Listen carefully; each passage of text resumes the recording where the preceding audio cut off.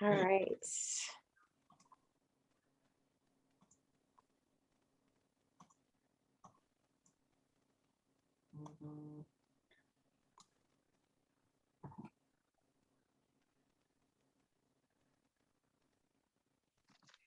I've got a couple people that have the old link. All right. Awesome. So today's an exciting day because we're going to have our regular intro. We have some team updates, many of which are, there's a lot going on, as you've probably seen in your emails. And so a lot to report on. It was wonderful. And then Carlene's going to give us the statewide updates near the beginning of the meeting. And then we have Annemarie McClellan, who's going to bring us up to speed on the latest from the People's Map Commission. And then we're going to have Don Leake bring us up to speed on the analysis that he and his team have been doing on the maps. So we can all feel very empowered to understand where we're at on that. So we'll dive right in. So I wanted to remind us all, I'm sure we all have our specific reasons as to why we're here tonight and why we're fighting for fair maps in Wisconsin. But I wanted to give a little reminder that the #1 reason people get motivated to work on getting fair maps for Wisconsin is fairness and equity. So when we're talking to people about why we're working on fair maps, why it's important to us, let's remember to talk about fairness and equity. It's a value we all share. It's something that we can all rally on, and that's exactly what we'll get with fair maps is we'll all have an equal voice in the process. So here's some messaging. This isn't mine. This is from a communications company that says, you know, why do we want fair maps? Because each of our votes gets equal weight. Each of our communities equal access to decision-making processes that determine funds for schools, hospitals, and other essential services that our communities need. So tonight we're going to talk a lot about how we make the sausage, like how we get there, what the maps look like. But we have to remember big picture when we talk to people. Let's be sure we're talking about fairness and equity, and here's some language that you can use. You can also zoom in on specific areas, like we want access to healthcare. What does that mean? Everyone can see a doctor when they need to, right? We want funding for schools. That means that our children thrive at schools that have the needed resources. And we're concerned, a lot of people are concerned about their environment, and that's what brings them to this fight. And that's people, plants, and animals have a healthy environment. So when we're talking to folks about why we work in fair maps, let's think about this kind of messaging where we're talking about what we get, not so much how we get there, but what we get in the end. So another point people like to make, so I just want to plop it up here, you know, last time around we spent $4 million in taxpayer money to support gerrymandered maps. That's also a good point to bring up with certain people. Not fun. We don't want to do that again.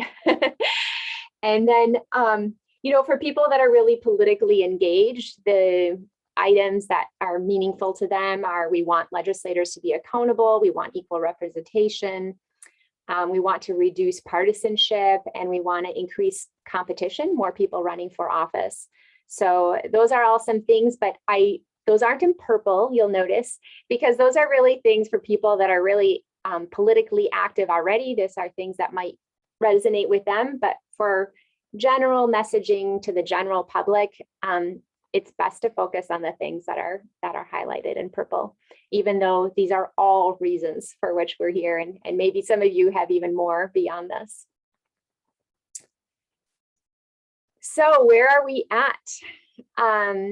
We're still waiting for the nonpartisan redistricting legislation to get a hearing. It's thanks to Bob, we now have a counter on our website. It's been 146 days that it's been in committee without getting a hearing. So we want to continue pushing on that.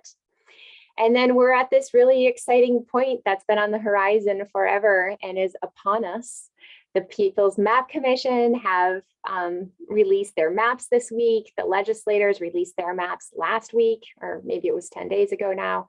And so today we're going to dive deep into the maps and see exactly what those mean and what that means for our districts and for fairness. So we'll dive right into what our teams have been up to, and I'm going to pass it over to Anne. Okay, legislative team, same goals as before, except we did add one, which is the vote no on the maps proposed by the legislature. So we have been contacting our legislators in the last week, urging them to vote no. There's a little bit more on that in the next slide. We had a meeting with Senator Stafschult yesterday. Since lobby day, when none of our legislators showed up, we've worked hard, mostly Bob Moline has been working hard to try to schedule meetings with our legislators in the Western Wisconsin area. And we did meet via phone call with Senator Stafschult yesterday. So we couldn't look at him face to face, but he did listen to us and respond sort of to our request to sponsor the Fair Maps legislation and to vote no on the maps.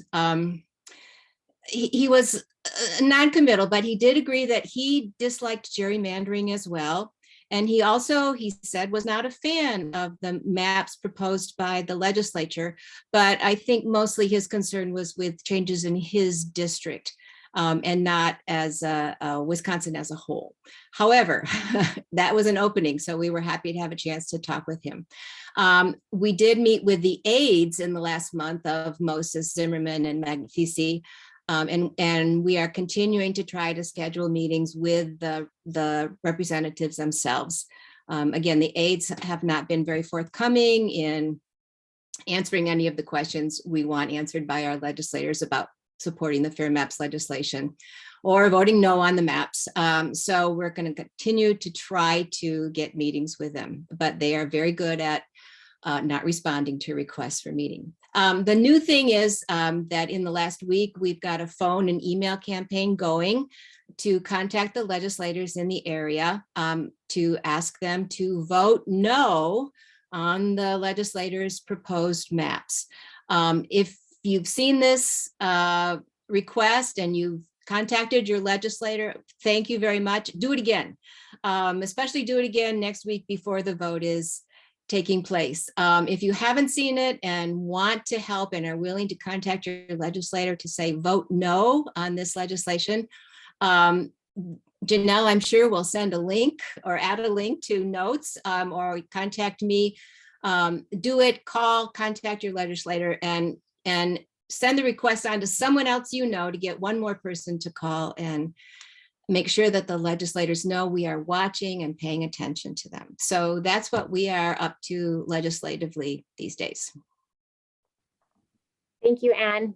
And thanks from Barbara too, because she wanted to make sure we were covering that tonight. So another action that's related to contacting our legislators, Debbie Patel, who often joins our meeting, many of you know her, she's from North Shore Fair Maps, wrote a fantastic memo. A bunch of other people helped edit it and fine tune it. And it's a memo that I'm actually going to jump right to this. It's a memo that's meant for legislators. So this is for us if we want to send to our assembly rep and our senator. And it makes, it says 5 things that the rep should consider. It leads with values, like we were talking about, fairness and equity. Debbie also mentions freedom, calls out the villains, and says, let the experts set the record straight. And it shows that the reps can understand the maps, just like we're going to understand the maps tonight. They can do the same thing. And then return to values. This is a moral decision on their part, and then ask them what they want their legacy to be. It's really powerful memo. So I will send it out after the meeting, and it'll be in the links here too. I encourage you all to read it. And if you feel comfortable with it, just send it to your legislator. And when you're asking people to call their legislators, ask them to send this memo too. And then the Fair Maps Coalition, hold on one second, Carlene, do you have something? I just wanted to say that two of the things that are in attached to that memo are the experts testimony. Jordan Ellenberg, who is a math professor from the university, who wrote the book Shape and then talks about gerrymandering, and a lawyer, Professor Robert Yablon, both, and he actually testified at the hearing. So there is that refer to the experts is in that memo with their testimony. Yeah, awesome. Yeah, the memo is awesome. So you'll get a chance to read it and see how you feel about it. So read it, send it to your representatives, and then let the Fair Maps Coalition know that you're doing that so that they can track how many times this has been sent and to whom, so we know if there are any gaps that we can pay attention to. And then ask others to do the same thing. So all of this will be in the follow-up, but I encourage you to do it. We have so many ways to put pressure. Like Anne said, let's call and call again, and then let's get this done too. And the vote could be as early as next Tuesday. So no delay. Tomorrow morning, after you have your coffee, consider doing these activities right away. All right. And now I'm going to pass it over to Bob. So I bet everyone on this phone call knows that there was a hearing last Thursday, Republican redistricting bill, and that was in Madison. It was a committee meeting, a joint hearing of the Senate Government Ops and the Assembly State Affairs Committee. Over 200 Wisconsinites attended. That right there, if I stopped my report right now, 200 people from around the state coming, that would be noteworthy. The Speaker Voss and Senate Majority Leader LeMahieu and all their friends testified in favor of the bill. And oh, by the way, they have no friends because they were the only people that spoke in favor of the bill. Those two, the sponsors of the bill, were the only people that spoke in favor of it. WWNVD had several people there. You can see Janelle, Ellen, Cheryl, Terry, and myself. And if I forgot anyone, I apologize. And at least 70 other people. I don't know how many people spoke, but there were a lot of people speaking against the Republican proposed bill. This was not a hearing about the Fair Maps bill, by the way, which so many of us care about, but that Fair Maps bill came up over and over in testimony. And I think that's a good thing. It's these same committees that would hear that. There, I saw on my notifications that there is an executive session. That means a closed session for November 8th on Monday, in which those same two committees will debate these bills. What I'm expecting is they'll pass it. It'll then shortly go to both houses of the legislature. A couple of things, you see the pictures of us from WWNVD that attended. Sachin Chetta, I think he is the executive chair of the Fair Maps Coalition, very powerful speech. And there were so many other powerful presentations. What I liked was it was a good mix of kind of calm analytical presentations and emotional, powerful presentations. That was excellent. My final comment, one of Voss's favorite comments was that Tammy Baldwin won all these districts. Therefore, that's fair. You Democrats just need better candidates. He did not mention in Tammy Baldwin's last election, she had to spend 5 times what the Republicans spent in order to outdo him in these districts.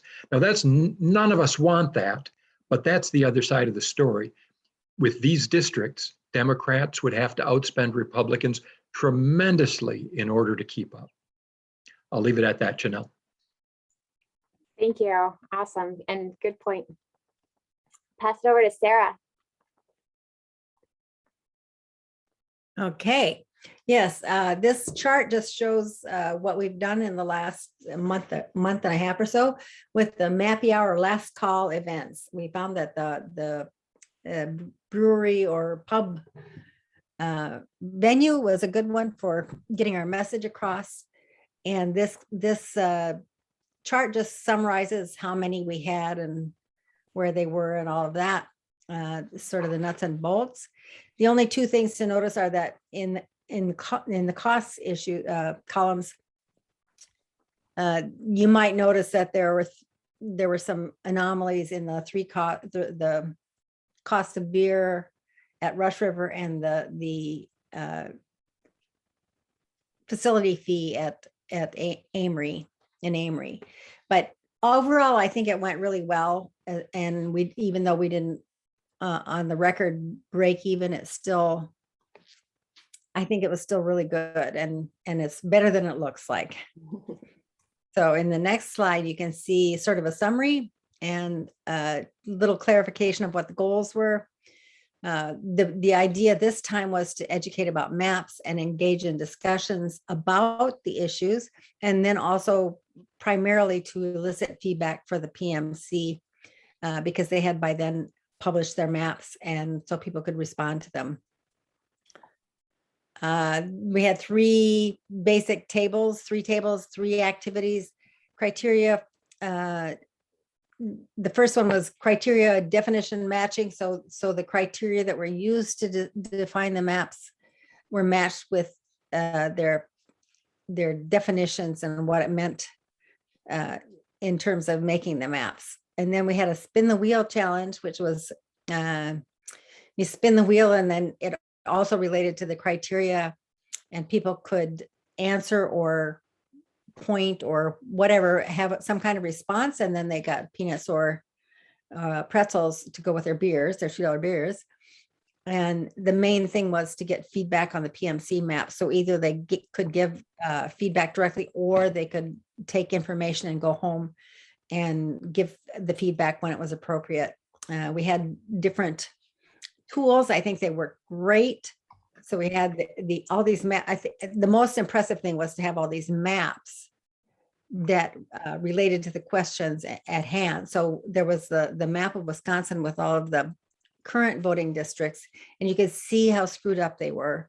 And if you zeroed in on certain areas, you could see, well, this has clearly been done on purpose to sway the election and take the power from the people who are voting. So overall, we had 5 events in Western Wisconsin with 60 participants in total. And the thing that impressed me most was that every single event that I attended, which was 4 out of the 5, there was a really high level of engagement with the participants as well as with the volunteers, because everybody was just astounded at the blatant gerrymandering of existing maps and some of the issues related to the currently proposed maps. So it was a really good contrast to see what has been and what could be, but also to see, even with the proposed ones, what might be problems for residents of those proposed districts. And I think that just looking at the maps and having these discussions, lots and lots of discussions, we all learned really a lot. And that's all I want to say, because I want to hear everything else. Thank you, Sarah. Thank you. All right, writing team, Jay.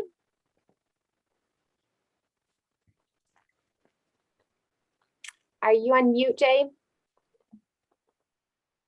Thanks.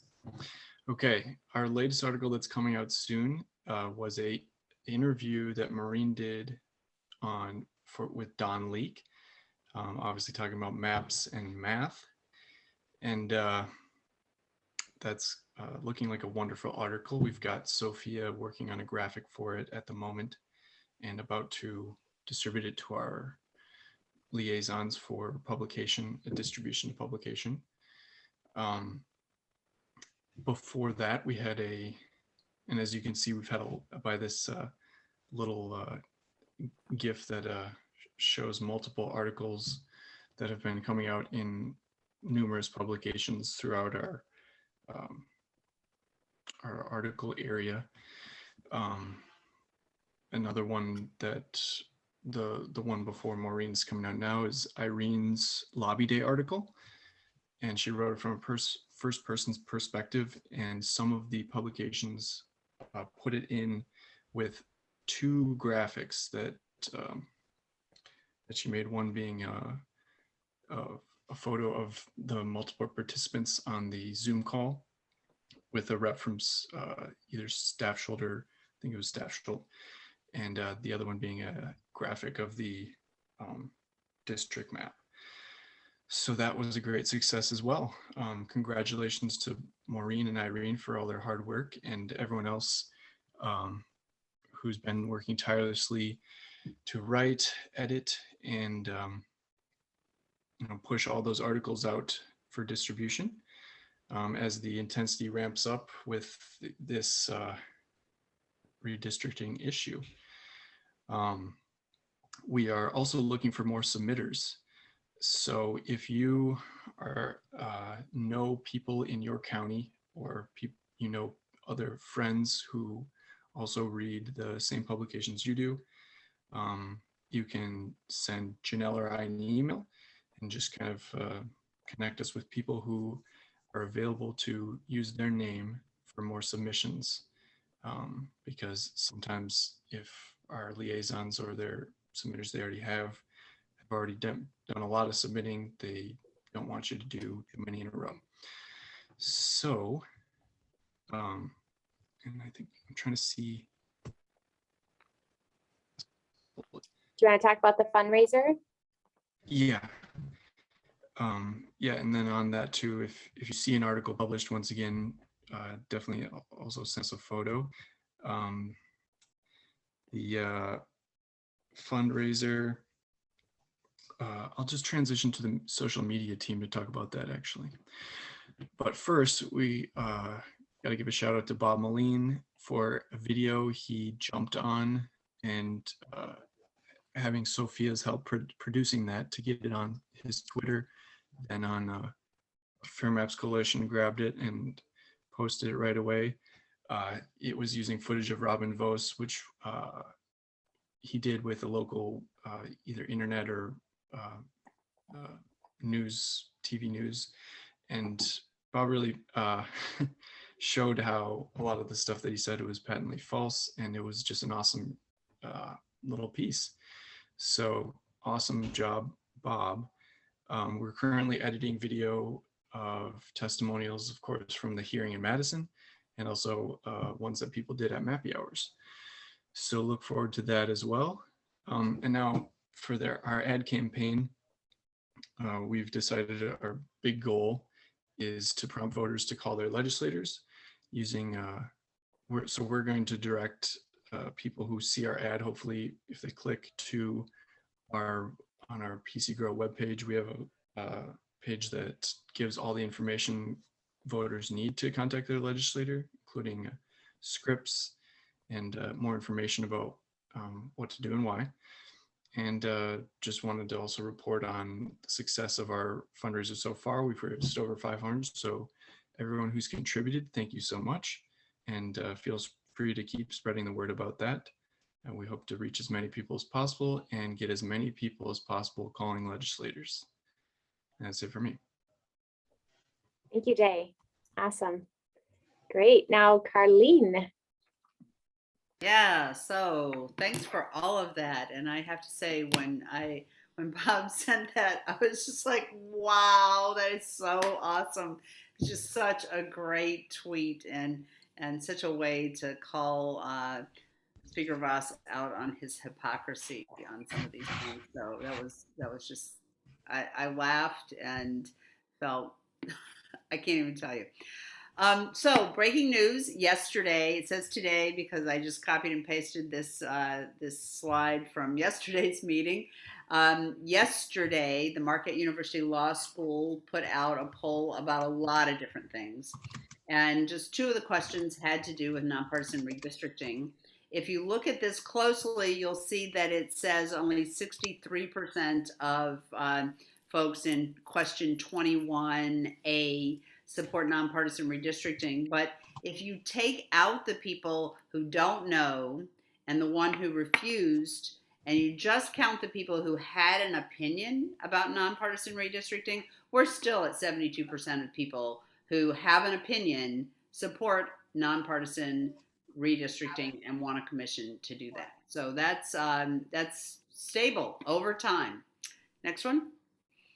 And then Bob alluded to, he thought that maybe the committee would be voting on Monday. They voted today. They voted today on a 3-2 party line in the Senate, in the Government Operations Committee. The Assembly Committee, we are expecting, will vote on Monday. They're a much larger committee, but also very skewed along party lines and leaning very heavily Republican. So we expect that AB 624 will pass along party lines as well. So that happened today. This is in the committee. So then it'll go to the Senate floor, and the Assembly bill will go to the Assembly floor. Those votes are scheduled to happen next week, and we don't know exactly the dates, but we're thinking Monday and Thursday for those 2 votes. So stay tuned for that. Thank you. Next one. And then just a reminder that the Princeton Gerrymandering Project has graded all of the maps from the state legislature with an F. And I'm sure that Don and his team will be going more into this. I just wanted to remind that one more time. And thank everyone who came all the way to Madison to testify, and those folks who submitted their written comments. We're actually going to put in an open records request to find out how many folks submitted written comments and find out if anyone at all submitted comments in support of the maps. So stay tuned for that as well. It'll be coming up in the next few weeks. And this is just a picture. The Voters Decide was a really beautiful array that members of SEIU who are just below it, along with some of their colleagues, held up just after the news conference. And it was just an incredibly beautiful sight. There were some like this during the Act 10 protests that were just so telling. And this says everything right here. Voters decide, or at least we should. And there is a link there to the whole committee hearing at the bottom of that, and that is a live link. And if you want to hear that testimony that was alluded to by Sachin, there was 21 minutes of testimony, and I think it starts at an hour and 46 minutes or something like that. But he was pretty riveting, and everyone who testified, I thought, did a brilliant job. And then one more thing, or maybe 2 more things. If you know anyone in the Madison or Appleton areas who is into pizza or into helping us get some earned media around what's going on Monday, there will be an event from 10:30 till 2 with delivery of garbage pizza to legislators happening just after a press conference at 10:30 with a script, something like when they say we didn't order pizza, saying, and we didn't order garbage maps. And the pizza will actually be covered with, thanks to Amanda Peterson for this idea, with ripped up pieces of maps. So it'll just be garbage on a pizza. And then in Appleton on Tuesday from 11 to 2 on College Avenue near Houdini Square. If you know anybody and you think they might want to participate, send them that link to volunteer. And finally, as we move forward, some of the other messaging. So not this week, not next week, because this week and next week are all about the vote and about letting legislators know that we're watching and that we see what they're doing and that we completely oppose it. But after that, moving forward, thanking the governor because we expect him. He's already told us he's going to veto these maps, calling on the legislature to take up the people's maps, and also writing letters to the editor about the necessity of our courts to be fair and not behave in a partisan manner. And we'll look for messaging to come out around those things, for how to phrase it so that we're not targeting any justices, but we're making it clear that we expect our courts to be fair and not behave in a partisan manner. So those are the things that are coming up after the vote on these maps. So that's it. Thanks. Thanks a lot, Carlene. Thank you. All right, well, drum roll now, because we've got our guest speakers, and Annemarie McClellan, who's the People's Map Commissioner for the 3rd Congressional District.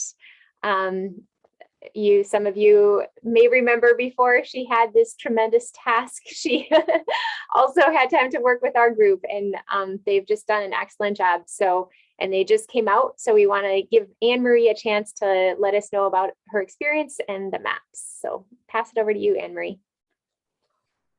Why, thank you. Before I say anything, I just want to say how wonderful it was to listen to that hearing. I was glued to it at home, watching every minute of it. And it was impressive, all the testimony that was given and all the coordination. You, Carlene, everybody, all the Fairmance people did across the state that, if that testimony doesn't move the legislators, nothing's going to, and I guess we won't be surprised if it doesn't, but anyway, it was just an awesome thing to witness. And as far as the People's Maps Commission, I think because it's just ended and we've been in the weeds with it for so long, and it's I just like to take a second and stand back and just see what we did. So I'm not going to go into the details of any of the maps. I'll be certainly happy to take any questions afterwards on the details, but if you would allow me here, I wrote up a short statement I was going to read when the People's Map Commission concluded our last meeting, but as things go, I guess in government, things change at the last minute all the time. Schedules are always changing. And anyway, we didn't get a chance to give our short statement. So here it goes. The People's Map Commission concluded our 13-month journey together. Our nonpartisan commission was composed of Wisconsinites of various partisan persuasions, but we held the common belief that we could focus on issues of common concern to create a process to produce fair district maps. Prior to drawing maps, we established criteria based on law, expert opinion, and all importantly, the shared values we heard from hundreds of Wisconsinites. These criteria, which were finalized in April, drove our map drawing process. The legislators recently released and had a hearing on their proposed map. I'd like to note an important difference in the criteria we used. We did not incorporate lease change and incumbent protection as criteria. These were never cited by the public as criteria to include in the generation of fair maps. We present our best efforts. Our maps are not perfect. They, however, are drawn with the best intent to create contiguous, compact maps that respect communities of interest, support the complicated VRA compliance, and react to the comments the PMC received as we went through our 2 rounds of map revisions. And I offer my thanks to my fellow commissioners and to the public who supported the PMC by providing invaluable feedback. And that's kind of the message that I would like to tell all of you, the big thanks, because the PMC would be nothing without the support of the grassroots organizations.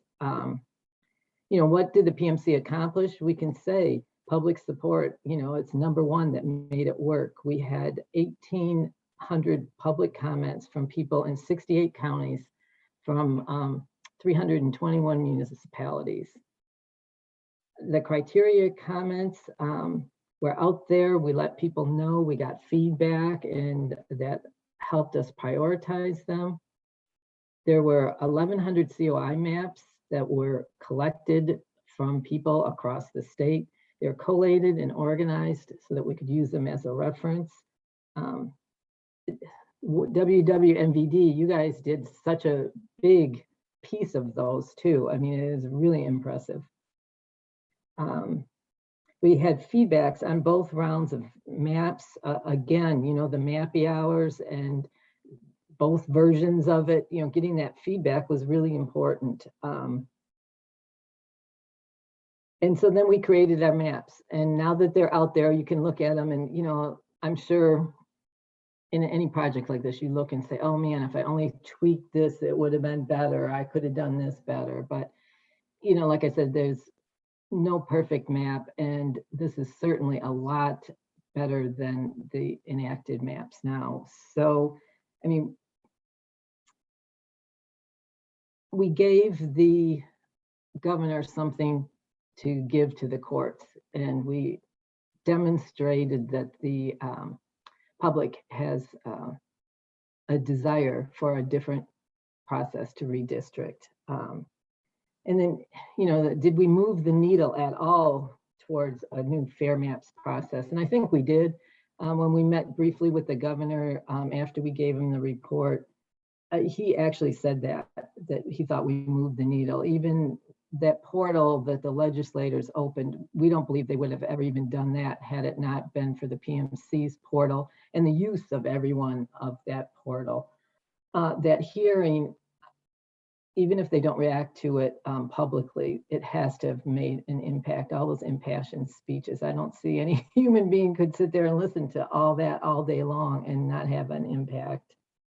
And we'll hear a lot more once this goes through the courts. I think the impact of the PMC and its supporters will become more apparent. So, I mean, that's really all I want to say about the PMC right now. But, you know, just again, you're all wonderful people. Thanks for everything you do. It was an honor to serve on this commission. It certainly was an educational process, not having really worked with the government before. I mean, I worked with NCI part, but that's a lot different than legislators. So thank you. And that's it. I'll turn it over to our next speaker, Don. Yeah, wonderful. And I might just chime in for a second, because yeah, I think if we all want to take ourselves off of mute and you can clap, you can say thank you. I just think thank you for thanking us, Annemarie, but we are extremely grateful for the huge amount of work that you put in there. So thank you. Thank you. Well done. We did good work.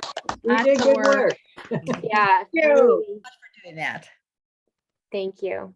I don't know, and if there's any specific question that anybody has, I'll be happy to take that unless we want to do Don's details, and then we can talk about map I just want details to at the end. reinforce one comment that you made, and that is that we know from things that have been said by legislators in conversations with folks in the Fair Maps Coalition and others that there is no way that the legislature would have ever had a portal for taking input, even though we don't believe they really looked at it, you know, or that there would have been any opportunity for any kind of input. The last time they did this, there was less than 24 hours for a hearing at a very, you know, during the day. I mean, this time we had a week, and at least they're pretending that they're listening to us, which never would have happened. And then another big shout out I would say is that I learned so much from listening to those hearings. I suspect many of us on this call learned a lot, and that really helped us be more effective grassroots advocates. So as you were learning, we were learning, and I think we all got better in the process. So it was great service and a great way for us to be able to get involved. So yeah. Thank you. So I think Barb, do you have a question about or go ahead, ask your question. If it's about the maps, we might take it later, because after Don presents, then we'll have some question time about the maps. But do you have a question about something else? Well, it's not about the maps, aside from the fact that it's about People's Map Commission. Mm-hmm. We had a legislature recently in the last couple of days just said to us that the People's Map Commission was as partisan an organization as the legislature would be, that they were just swinging the other side. So we tried to explain to that legislator that how that happened, but I'd like to have you, Annemarie, tell us how were you selected on this and how partisan was it? We were selected. Anybody that was interested put in an application. and sent it in, and there was a panel of 3 judges, retired judges, that picked someone from each congressional district. So that's how it happened. You know, I don't know exactly what everybody put in their applications, but certainly a desire that to fix the system. I mean, we weren't saying that it's a great legislative system. So I guess that kind of alluded to our stance on the issue. But as far as being partisan, you know, they didn't want to have anyone that was an active leader like in the Democratic Party, or if you were a big donor or anything like that, that they could find. They didn't. I think that would rule you out. And I know the legislators keep saying that it's not nonpartisan. But coming from the background of the League of Women Voters, that is a nonpartisan group, we're a liberal organization and we're progressive. That's true. But we look at the issues. I think you can be totally nonpartisan if you focus in on the issue and take your stand on the issue and just say, okay, I'm not going to be a Democrat. I'm not going to be a Republican. You know, I'm not going to be a Jew. I'm not going to be a Catholic. I'm not going to be a Baptist. We take those hats off all the time in the work world, right? And just focus in on your values and look at the issue and keep it issue based. And who cares what your party says? You know, it can be nonpartisan. I mean, that's my reaction to the comment that we can't be nonpartisan. I believe Well, that it we wasn't do. as Like, I don't though even know what the party, who votes Democrat, Republican, or independent on our commission. You know, it was never a matter of discussion, or I could never tell. Yeah. well, what he was saying is that the governor selected a partisan committee, but I pointed out to him that what he did is selected judges who then picked the people that were going to be on the Yeah. People's Map I Commission. think it's a cheap shot, right? They're just taking cheap shots, Yeah. and we've seen. Well, that. they're being fed a line and they're Yeah. just repeating it, but the problem is who's listening to them. Okay, that was answers my question. Thank you very much, Annemarie. Okay, thanks. Thank you. All right, so we'll pass it over to Don.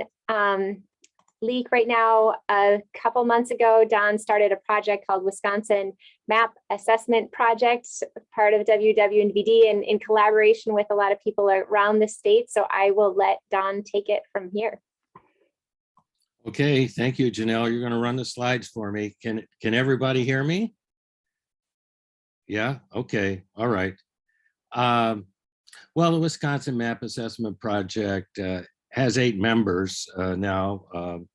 Janelle recruited Dave Fedosi for me, and the 3 of us in WWNVD were joined by our partners across the state in North Shore, Deb Patel and Cheryl Moranto.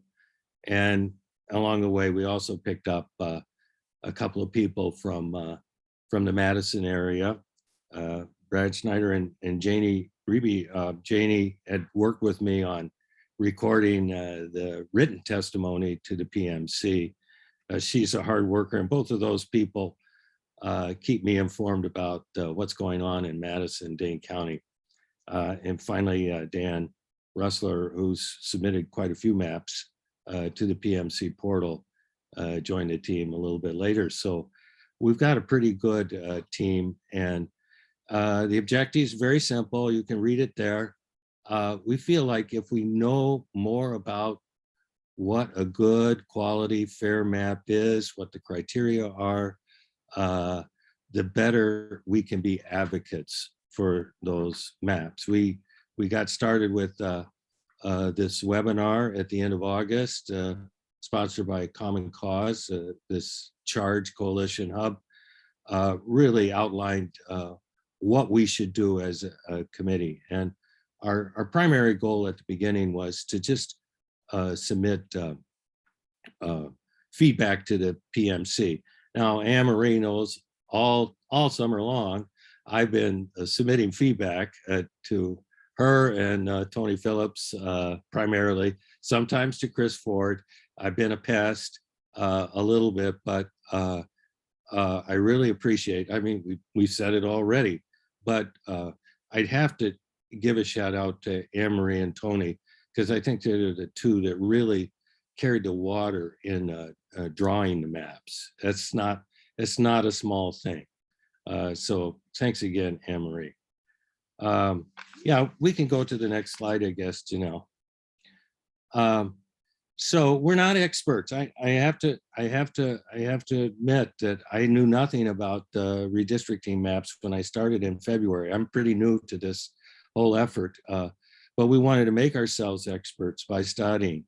And when you do that, you have to understand the criteria.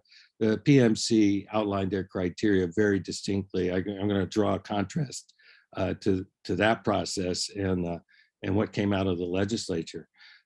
Then another difficult thing about judging maps is how these criteria are measured. People have all sorts of ideas about how to measure compactness, how to measure partisan fairness, how to measure minority. Every single category that you can analyze a map has some controversy in it. I wanted to seek out Wisconsin maps from other sources. There were some maps submitted to the PMC portal. But the primary source for my maps initially this summer was in Dave's Redistricting app, which allows people to publish maps. And believe it or not, there are tens, maybe hundreds of map junkies out there, and they draw redistricting maps. I sent a map into the Princeton, Wisconsin Senate contest, and as a result, I got to serve as one of the mapping crew. They sent us a homework assignment every week, and I saw over Zoom some really smart people. You don't have to hire $1 million outfit to draw these maps. There are people that can do it for free. They're willing to do it for free. And so I would scan the DRA published maps, and I would ask my colleagues on this Princeton team, say, could you draw a map? You've got a Senate map. Could you break it down into an assembly map for me and meet these criteria? And a few of them did. We've got maps, not just from the portals, but it was just great that the PMC and the Fair Maps Coalition forced the hand of the legislature to open up that portal. And we've been focusing on the portal. You'll see the results in a minute. Goals 3 and 4, we had a lot of debate about report card. We're not Princeton. We don't have the status. We want to build up that status, but we're trying to stay away from just giving a grade to a map. We just want to give the information so people can make up their own minds. And you'll see an example of that.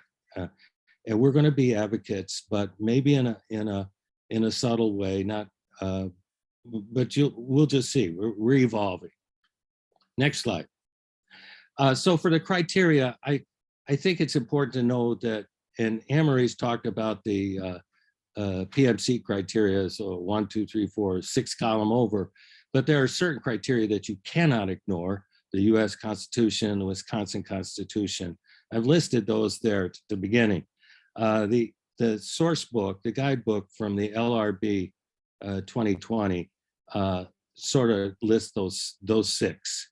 And yes, you notice that minimal district change, worrying about odd even Senate change, that's not on the list. It never was on the list. It wasn't on the list in 2016. It's not on the list now. In fact, in 2016, there's a little bit of a blurb about competitiveness. It got axed in the 220 guide. Notice that Executive Order 66, nobody talks about this a lot, but Tony Evers actually has a little line in there about minimal district change. And Janelle pointed this out. The PMC said, no, we're not going to follow that. It shows the independence of that commission, that they didn't even follow lockstep with Governor Evers' order. And that was a wise step, if you ask me. We know the story behind the legislature's criteria. I wrote this when we started our committee. I didn't have time to include lately, but certainly we learned at the testimony Voss that preserving, favoring incumbent reelection is one of the criteria. I was surprised to see that he stated that out flat, said that, well, we need to take advantage of the experience that our incumbents have. And to me, that was just outrageous, but I haven't seen big headlines on that at all. Just the blue box says, these are the criteria that we should be paying attention to. The white box, those are the ones that people don't agree. And I would just like to point out, Janelle, you could say the proportionality, you could see the PMC paid attention to that. It was a group 4 criteria. Legislature, nada. They don't want, I guess their position is we don't have to, and we don't want to. On the other hand, they're trying to sell the minimal change, which the PMC did not buy. So that's the main controversy that we have in judging maps. Different groups have different criteria. Next slide. Just to reiterate a point, maybe it's me, but the LRB published their guidelines, and on the Draw Your District's website, they say, hey, go to this guide and see the guidelines. And then there's a small, you can't see it on this slide because it's not there, but there's a small line, and then it says redistricting plan values. The following criteria can be used. It doesn't say must be used, it can be used. I think the legal thing there is that they knew that core constituency and staggered term disenfranchisement weren't in the guidebook for 2020 or 2016. And so they say, well, they can be used maybe by other states, but they don't really say they can be used by Wisconsin. I just wanted to point that out, that there's subtle ways to make these arguments, and you saw it during the testimony of Voss, subtle ways to make this argument to make it sound like 3 and 4 there are traditional principles in redistricting. They just aren't, as Annemarie said. Next slide. So, Carlene has been after me to simplify. We got this big spreadsheet of analysis on maps that were presented to the portal. And what I did here was take the 13 maps that had a total population deviation of under 2%. There's some precedents on that, some court cases that say, the courts are really not worried about anything as long as it's under 2%. You're meeting the equal one man, one vote, one woman, one vote criteria. And so there are 13 maps on the legislature's portal. And instead of dealing with the direct metrics, which we do in our spreadsheet, Dave's Redistricting App puts those together, puts the metrics together into a rating from 0 to 100. And 100 is always the best score. So you can see where the assembly map of the legislature falls. Now, I just want to take a little bit of time here, and then we'll go on to a DRA tutorial that I think Janelle wants me to do, and I'd like to do it, to compare the assembly map that the PMC has versus the SB 621 in our Western Wisconsin area. Start with the last column, competitiveness. Notice the numbers are pretty similar there. SB 621 is down. People didn't pay attention to that. The PMC thought, well, maybe there would be some competitiveness. These are districts that have less than 55% winner. They're not leaning Republican or heavily Democrat. And that's sort of a wash. That was something that both parties don't really, and PMC and the legislature don't really look at. But proportionality, that's the big difference. One swings one way, the one swings the other way. We know that the legislature's map is heavily weighted towards Republicans. The PMC map gets a higher score because fairer in the sense of proportionality the assembly map seats reflecting statewide elections, and DRA uses 2016 to 2020 6 elections in one selection. That's what we used to get their rating. So they're looking at recent elections statewide to see how well the assembly seats that were won reflect the statewide patterns of voting. That's the big difference. But when you look at the first 3 columns, which are tried and true traditional principles of redistricting, you can see that the PMC assembly map outshines the legislature's map in every single one of those categories. We've been harping on compactness. Some people might say, maybe you're emphasizing compactness too much, but it's in the Wisconsin Constitution. And I believe sacrifices were made in compactness in the 2011 maps and the maps that repeated that came out this past week. That sacrifice in compactness was to get the proportionality so much in favor of the Republicans. So it's telling to me. County splitting also. If you limit county splitting, you have less flexibility to get the political results that you want. Minority opportunity. I want to make one point here. I don't know if you can read it very well, but the map coded O4DMAM. Just look for the MAM, okay? That's PMC's first rendition of their assembly map. And we could submit that to the portal because it was open on September 30th, and we could get all sorts of information, plus the file that we could load into DRA. And notice the improvement that came with the refinement and the final, that they leaped from 45 rating to 55 rating, leaped over the legislature's map, where that's the highest category they have, minority opportunity, and they're proud of that one. But even the PMC's final rendition outscores them according to Dave's Redistricting App. I sent this table to the committee members, the joint committee members early this morning. I didn't expect any kind of response. My phone has not been ringing off the hook, but this is some kind of evidence that I think that if we're going to win some kind of battle, it's going to be a battle in the press. And I want this distributed as much as possible. We'll be coming out with more things for people to consider. Don, I'm just going to do a quick time check. We have 12 minutes left.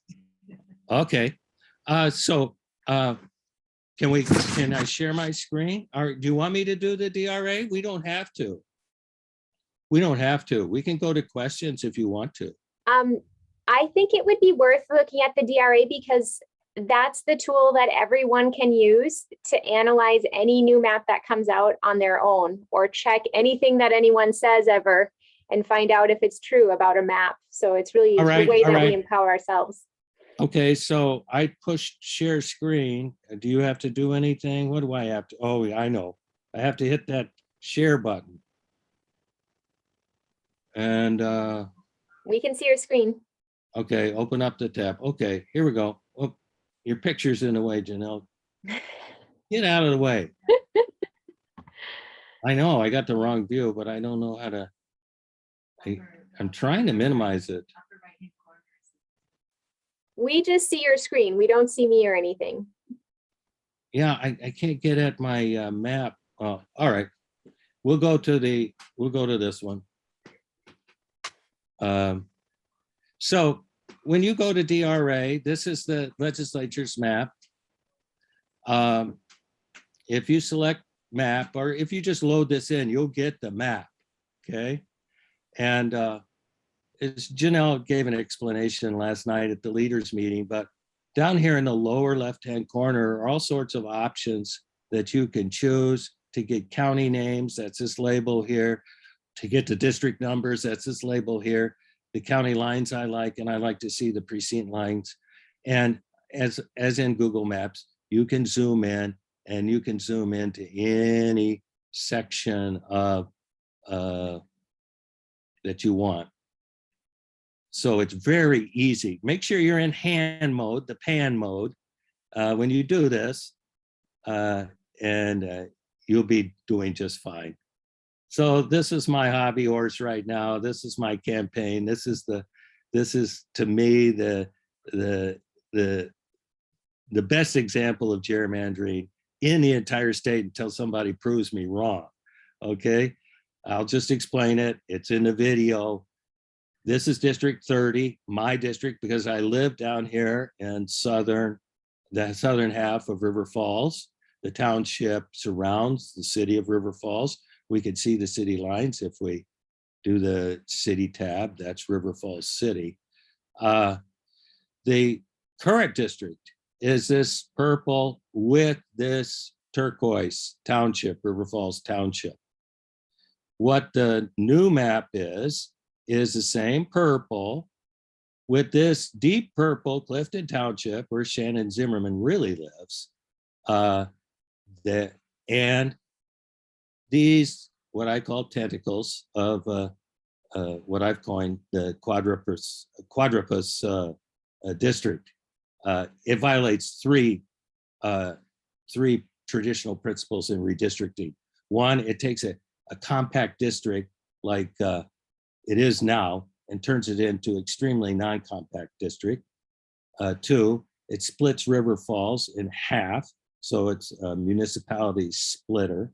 And three, if you look at the statistics for the political voting, it turns what was a competitive district into a Republican-leaning one. So when you go to analyze a map, after you look around at the different areas, just go to this button right here, click Analyze, and you'll see the ratings in the 5 major categories that DRA does in this radial graph.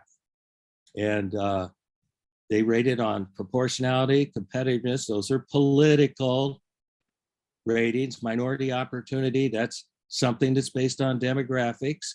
And then these are the geographic ones, the compactness, how square the district is, and splitting, how much county splitting. Now, one drawback of DRA is it doesn't do municipal splitting analysis. It only does county splitting analysis. And if you scroll down, you'll see that SB 621 has a lovely 0.76% population deviation, total deviation, the lowest of all the maps in the portal. We'll skip over proportionality and competitiveness now.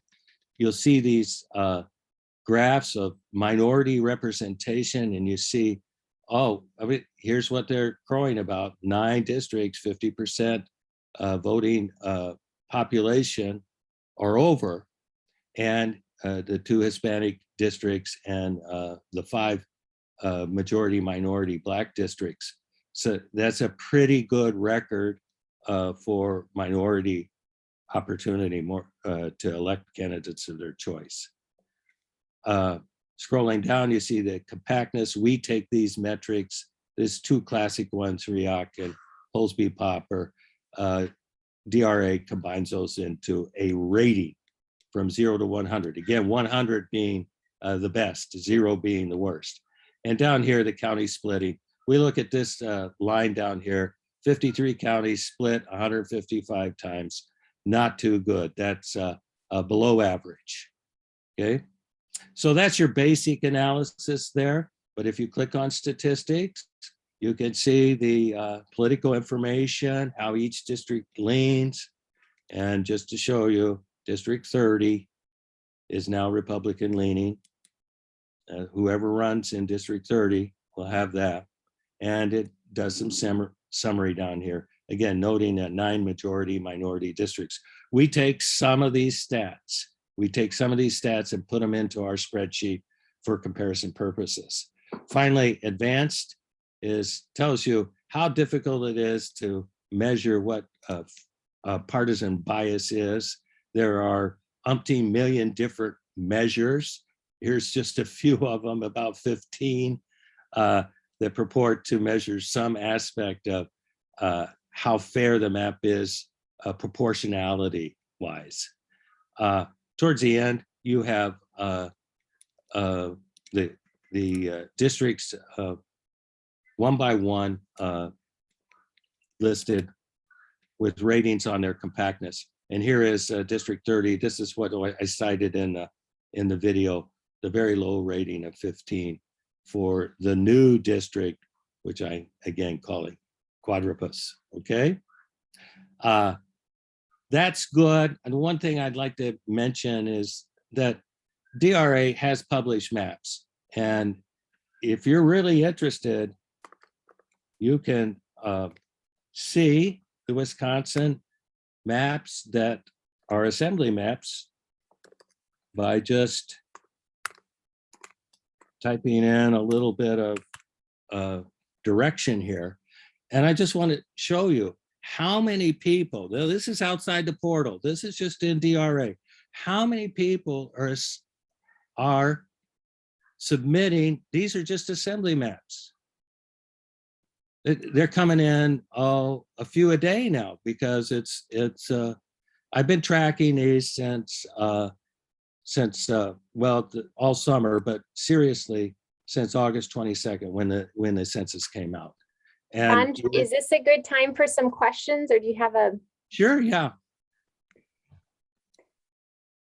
Fire away. You want to stop the share, or do you want to keep the share on?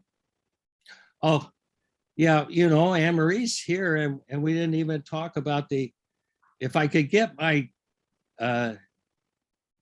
if I could get out of my talking here. Oh, just a minute.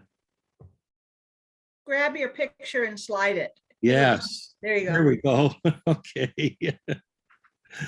I removed the water regions on the PMC map.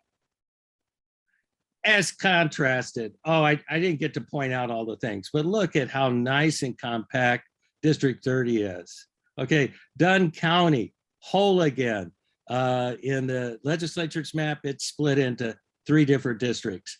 I didn't show Pepin County in the legislature map, but it's cut into 3 pieces, 2 different districts. There's isolation in a 16,000 county. And of course, nothing was done. I can't show you what I call Dead Turtle, District 93, that stretches from the St. Croix all the way to Eau Claire. But look at the shape of District 93 now. Anybody running in that district could get around in that. But if we went back to the district map and don't be fooled by the similar greens. Here's Dead Turtle. Its head is right here. And its shell is upside down all the way over here. Yeah, questions? Mary Kay? Yes, when you have those the chart that the stretched out green, I know there's this Spider graph? Oh, the spider graph? The spider graph. Yeah, we call them spider or tents. But in several places, including there are words that are negative to me, like splitting, and I know you mean avoidance of splitting or not splitting. Right. And then below it, it has those words, requirements, quote, or colon, not met. I don't get what that means. That's a good, it's good. And I really was getting through that. So complete means that all the precincts were assigned to some district. Free of holes means you don't have a donut district. Sometimes Oshkosh did that in past maps. Equal population, the rule of thumb is under 10%. But in Wisconsin, the last 4 redistricting cycles, it was under 2%. That's why I'm looking at maps that were submitted to the portal that were just under 2%. Contiguous means that the districts are connected. It's impossible to have a contiguous map in Wisconsin because many of the cities and villages are discontiguous themselves. So if you find that city on a border of a district, the district's not going to be contiguous. So we generally ignore that one because the map can't, the mapping software can't tell whether that's a municipality that's discontiguous itself. But just contiguous means connected, and it's a principle that you need to follow. But in Wisconsin, when you have municipalities that aren't themselves contiguous, you're allowed to ignore that one. I get all that. I'm just saying that for those of us looking at your spider maps, it's confusing. And if you could, and now is not the time to change, but splitting, if it were, Yeah, Mary Kay, I've gotten feedback like that from several people. That's why we went with the column format that I presented in the presentation. And so that. And requirements not met, that just those words down at the bottom just meant that that one was got a red X. So I wouldn't worry about that one. Oh, okay. Mary Kate, those aren't that's not Don's stuff. It's DR. That's DRA. And Yeah. so he doesn't have any control over that. Gotcha. Yeah. So Ann points out, this is the legislature's map. We can look at that same feedback for PMC. Mm-hmm. Again, I have to move around here. Yeah. I was looking at some. Yeah. In a second, I'll share where everyone can find these, because I think we really need to wrap up here, Don. And we have one more question. Ernestine, would you like to ask your question? Can you remind me what DRA is? Dave's Redistricting App. And Dave is a Microsoft engineer.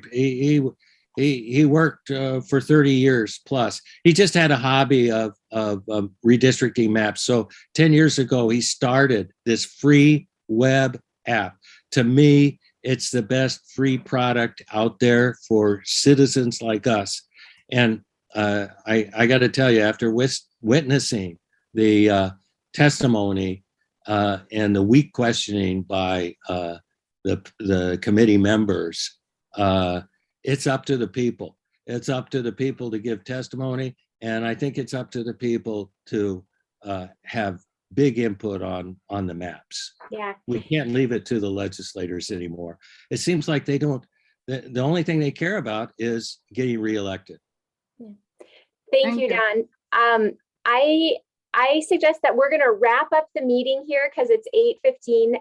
But then I'm going to stay on. And Don, do you have time to stay on? So if there are any questions that people want to hold, we can stay on and answer any more questions. Yeah, you know me. Sorry, we ran out of time, but I just want to show real quickly. I'm going to put this in the notes. Oh, yeah.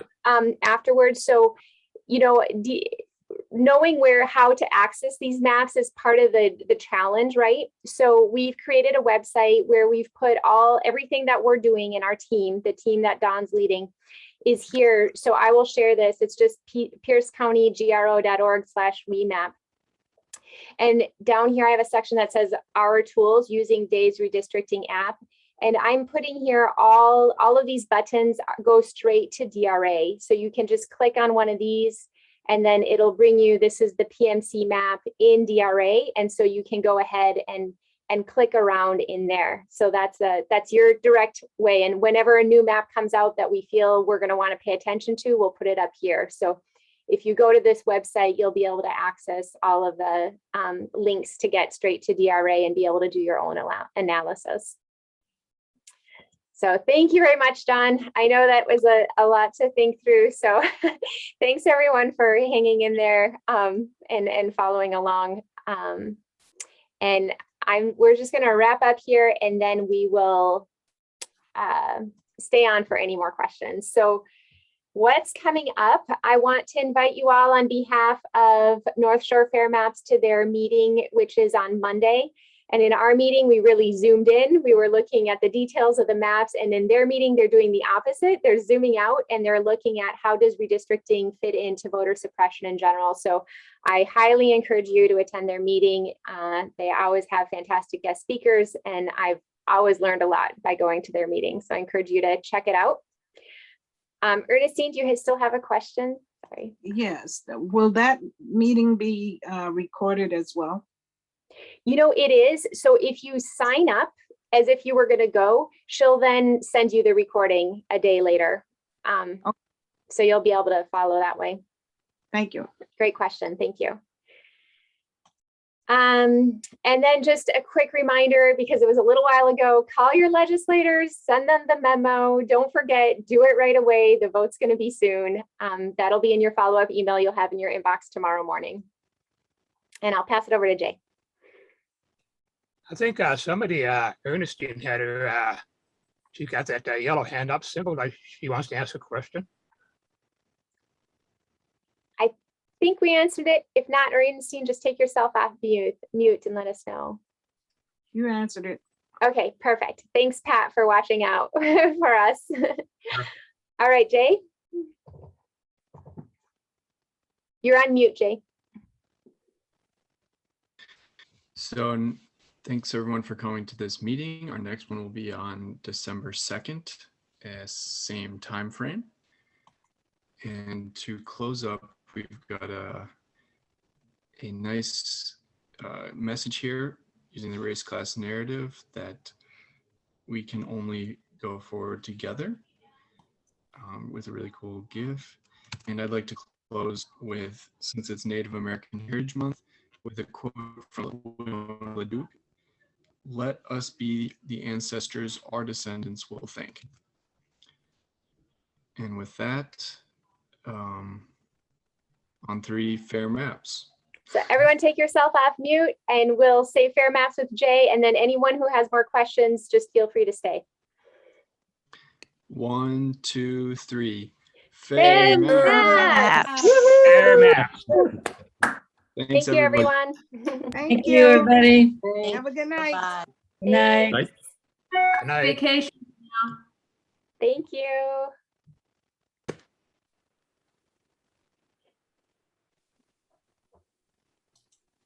Any questions? Yeah, I have a sort of a philosophical question about evaluating maps. I've looked at the evaluations that have been done and so forth, but I think what's the outcome that one gets out of these maps should they be adopted? If you look at the PMC map, it looks like in the assembly you'll have about a 53-46 split for the Republicans. In the Senate, you'll have about a 20-13 or 19-14, somewhere in there. These are obviously they're better than the existing maps, but they actually will not change the political dynamic in the state. So on the one hand, they look, they look fairer, quote unquote. But in the picture of what happens actually in the real world of legislative politics and so forth, I don't think they'll change a bit. And the other thing I noticed in the PMC maps was that actually there are only 5 majority-minority African-American districts, whereas there should be 6. So I think the map under any circumstance would be open to litigation. So, I mean, I think. Should we give some time to respond?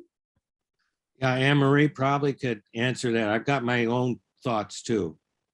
Yeah, the VRA analysis is a really complicated thing, is what we've learned from the experts. You'd like to be able to say, even as some of the legislators have said, that you have a 60% Black voting age population in a district, that will give opportunity for the minority group to elect the candidate of their choice. However, you can't make it that simple. I mean, one of the things that we were advised that sometimes if you just try to pack a district based on race, you can get yourself into trouble that way. So the way we approached the problem was looking at minority opportunity districts. And what we understood is the way to do that requires you to look at just the primary data, because in that case, you can look to see where the minority in that district, the candidate that they chose, like Mitchell in, say, the Milwaukee area, opposed to the candidate that most of the people that were of another race liked. So you have to show that there's a disparity in the primary in the election to begin with, and that they would have the opportunity to elect the person of their choice. So anyway, David, it's not as straightforward as you think. And we have 7 minority districts for African Americans in our map, and we have 2 for Hispanic. So in our point of view, with the guidance that we got from our experts, we think that we do comply with the Voting Rights Act. And you're on mute, I think. Yeah. Yeah, could I chime in just a bit, Janelle? Yeah. So I tried to, when I tried to revise my map to maximize minority opportunity I tried to construct as many districts over 50%. The question is, can you go below 50%? And you can go to 45%. This would be not, majority, but 45% with the total minority population, 50%. This is why the PMC map rates higher in DRA's estimation than the legislature map, because even Doug Poland has argued that anything over 55%, and this is a simplistic argument, but this is what he made, could be considered packing. And Annemarie said 60%. That's definitely packing. And so I just think that it's very possible that the Republican legislature is supporting this majority minority issue because they're very willing to pack the districts in Milwaukee. And I think that what the PMC map and other maps that have tried to get more, say 10 total, because there's one down in Racine, 10 total majority minority, but not necessarily one specific minority districts. They're trying to cut under that 50%. It's going to be a real interesting discussion. Yeah, and I'm sure that'll be drawn out in the courts. Yes. Any other questions from anyone? I have a question. Another part of David's question was about the results in the distribution of Republican and Democratic representation in the state. So, and his point was these maps are being redrawn, but even the PMC's map is not favorable to Democrats. It seems, I think just a short discussion about that might be interesting. It seems to me you have to look at the long haul there and whether something will be competitive in the future. But I'm sure someone else can address that much better than I can. I'll jump in first and then Annemarie can jump in. But yes, the political data does change. I mean, this is just for DRA, it's just the last 4 years. So that can change. But I will tell you this, every single map that was submitted to the portal had the Republicans at an advantage. Now, some people say, oh, it's a 2 or 3 advantage. I think Sachin said that in the testimony. Other people would say, hey, it's got to be higher than that. But every single map that people submitted was in favor of the Republicans as far as partisanship. But I think that the reason for that was that nobody took into consideration voting data. What they did was simply try to do a population map, which inevitably packs Democrats into Milwaukee and Madison.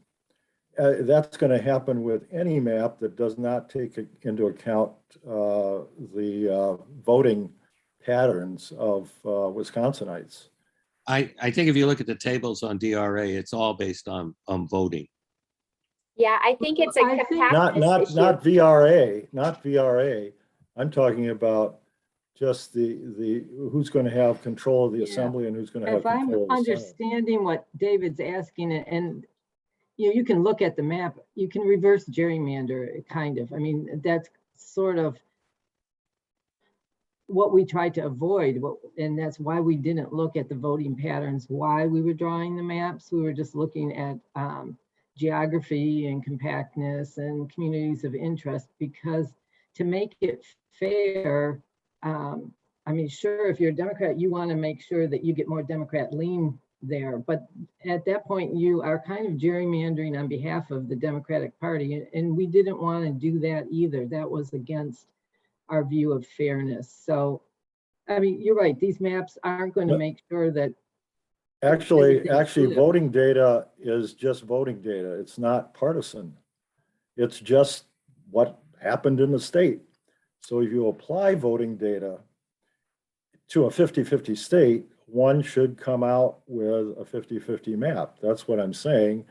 And I think the most convincing argument that I've heard against that was from Moon Duchin, and it was like in the November hearing, and they did, what do they call that when they do like millions of maps? An ensemble of maps. Yeah, like an ensemble of maps. And so they did that for Wisconsin.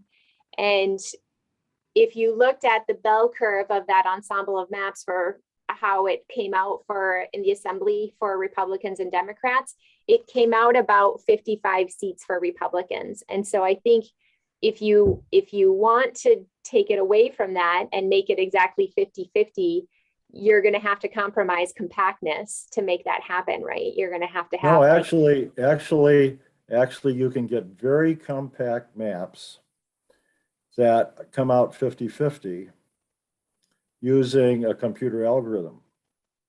Okay, and one of those was submitted to your site for evaluation,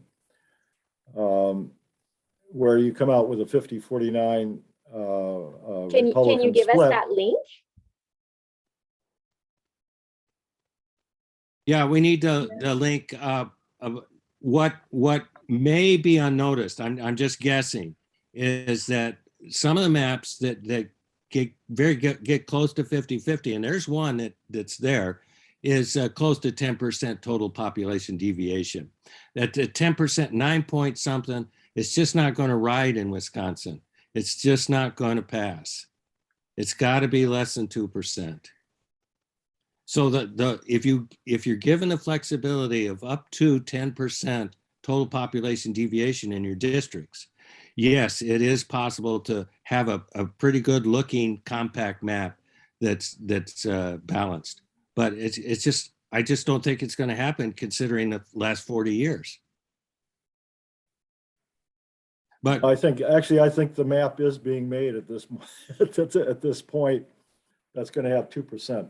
And we'll give you the 50-50 split. Yeah, please be sure. What I'm saying is that it's not possible to do this without taking account of the way the state votes. Yeah. And that's the difficulty. When you get that under 2% population deviation map, please be sure to send it to us, because I mean, we would love to promote something like that as long as it's meeting all the other traditional criteria. I've been calling that the Holy Grail. Yeah, we would really love to see that. So Okay, when it comes out, let us know and be sure to send us the link and we'll promote it as long as it's meeting all the other criteria as well. Any other questions? Janie, David, we have two Davids, Amanda, Pat. No? All right. Well, thanks everyone. Oh, Amanda. Yeah, no, I was just hanging out to say excellent meeting.